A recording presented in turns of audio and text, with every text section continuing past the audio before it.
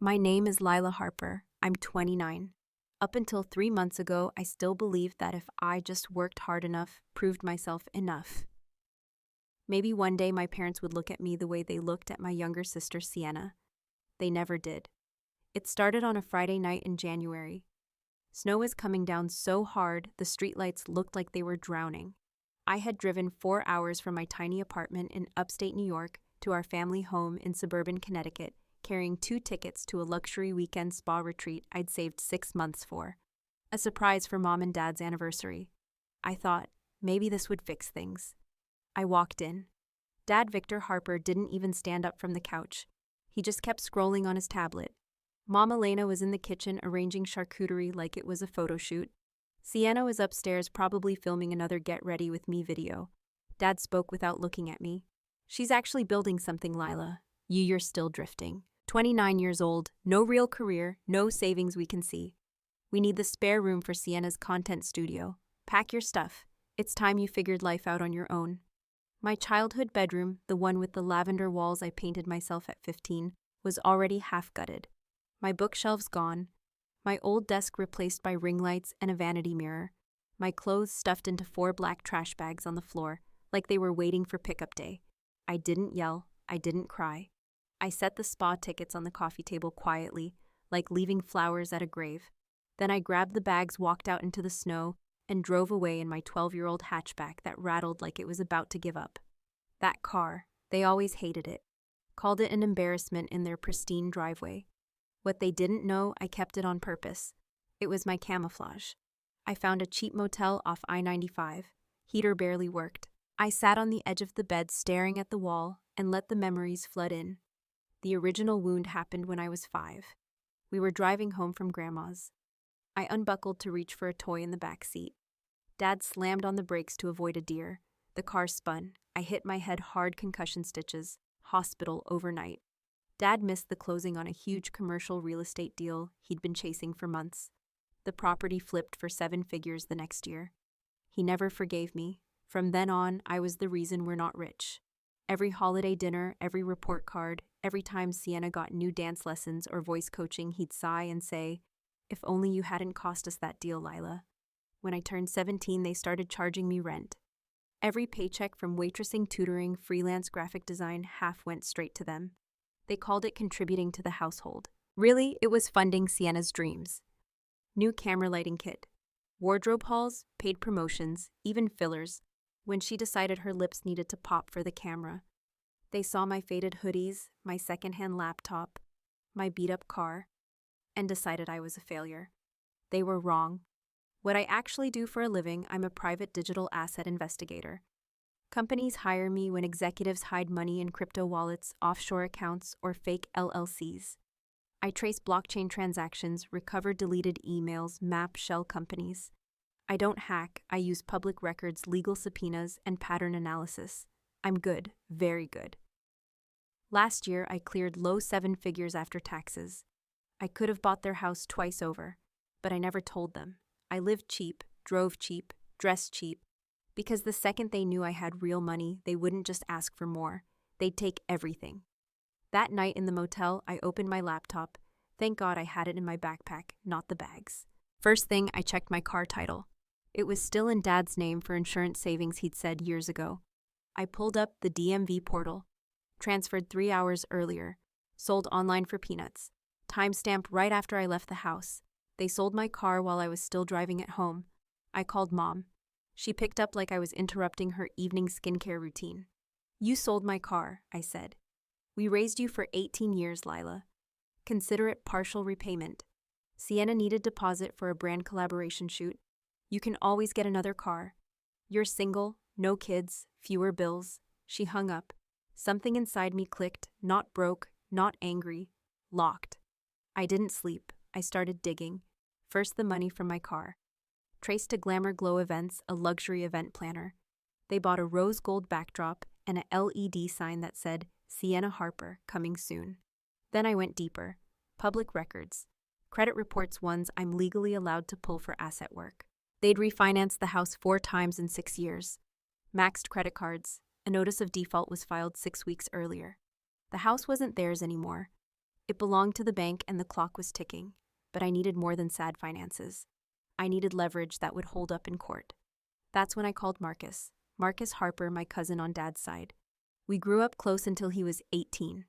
Then Dad cut him off too, called him ungrateful when he chose law school over joining the family real estate side hustle. Marcus went no contact for years. Now he's a partner at a boutique firm in Boston, specializing in asset protection and civil litigation. I told him everything.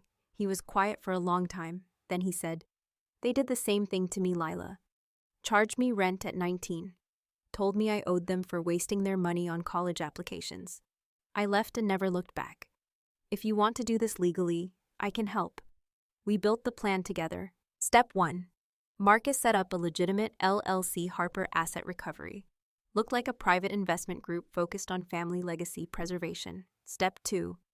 He reached out to Dad as a business associate who'd heard about Sienna's rising star potential through industry contacts. Offered to consolidate family debt and invest in her brand in exchange for collateral and guarantees. Dad bit hard. Within 48 hours, he sent over financial docs, inflated house value, understated debts, and most importantly, a projected income statement claiming Sienna earned $180,000 last year from brand partnerships and digital content creation. Sienna's actual income, maybe $4,000 from a handful of affiliate links. The rest was fantasy. Marcus filed everything properly. No fraud bait, no fake silent partner, just a real civil offer, with very real clauses.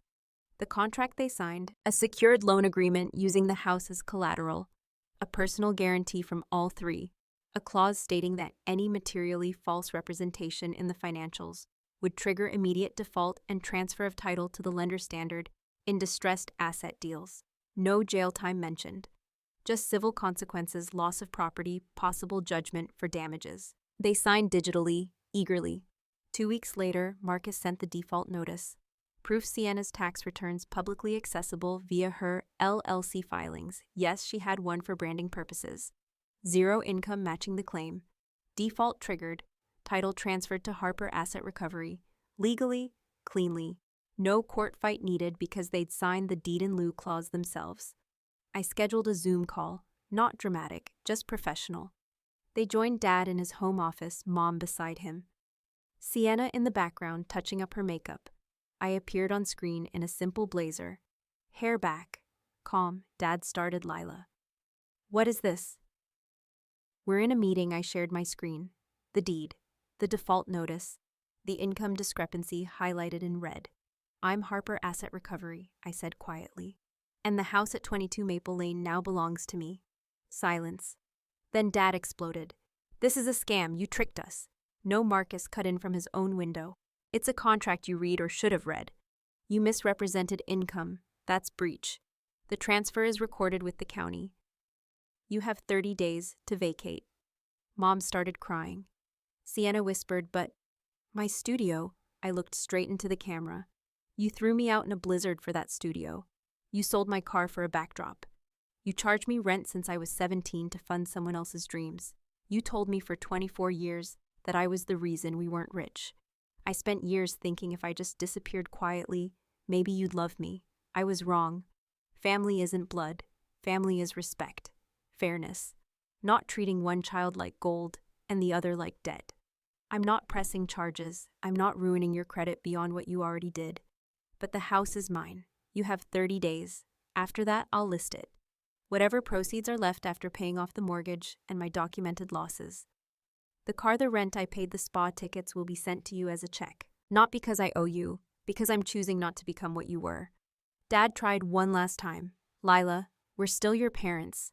I nodded slowly. "You are. And that's why this hurts.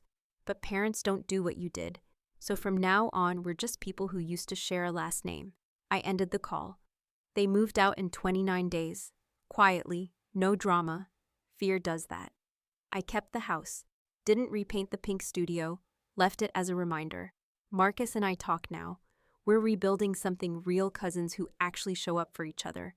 Sienna's brand fizzled when the freebies stopped. She's working retail, posting less. Mom and Dad rent a small condo. Dad works part-time at a title company. Mom stares out windows a lot. I don't hate them. I don't wish them harm. I just don't carry their weight anymore. If you've ever been the family scapegoat, hear this. You are not the debt. You are not the mistake. You are allowed to protect yourself. You can win without destroying. You can walk away with your dignity intact. And sometimes, the strongest thing you can do is choose mercy on your own terms. Because real family, it's built on respect. And if they can't afford that, they can't afford you. Thanks for listening. If this hit home, drop a comment. You're not alone.